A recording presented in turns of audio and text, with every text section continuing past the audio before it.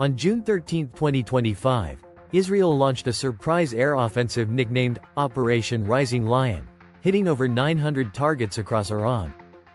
These strikes targeted nuclear facilities like Natanz, Fordow, and Isfahan, along with missile infrastructure and senior military commanders. More than 30 Iranian security chiefs and 11 nuclear scientists were killed, according to Israeli officials, while Reuters confirmed damage to air defenses and missile production sites.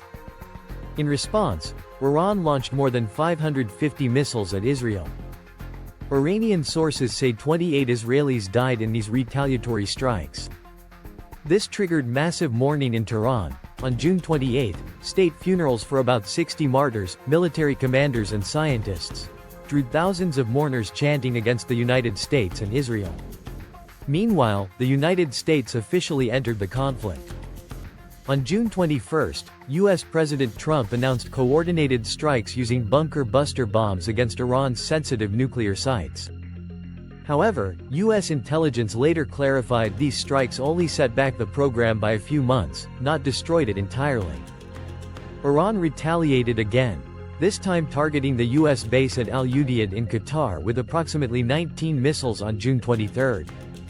Most were intercepted, and no casualties occurred, a result of Iran's advance warning to Qatar and U.S. forces. President Trump later labeled the strike very weak, and surprisingly welcomed the warning. Global reactions were swift and varied. European leaders backed strengthened non-proliferation efforts and pushed for diplomacy. Russia and China condemned the U.S.-Israeli strikes as reckless and destabilizing, warning of broader repercussions.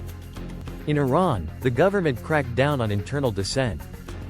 Over 1,000 arrests were made, including alleged collaborators and perceived spies, some executed. Security forces tightened control, and communications networks were monitored heavily in a paralyzed city gripped by fear of further military action. Civilian tragedy continues. Iran lost hundreds, including civilians and scientists. Israel recorded dozens of deaths and injury across cities.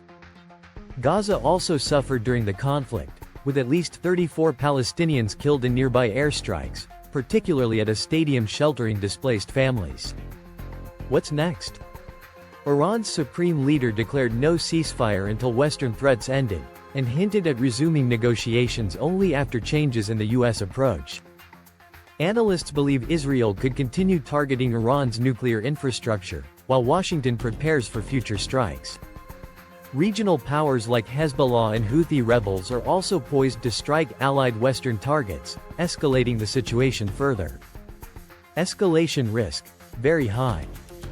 We are witnessing sustained military strikes, missile exchanges, mounting civilian casualties, and heavy leadership pressure, combined with global powers drawn in.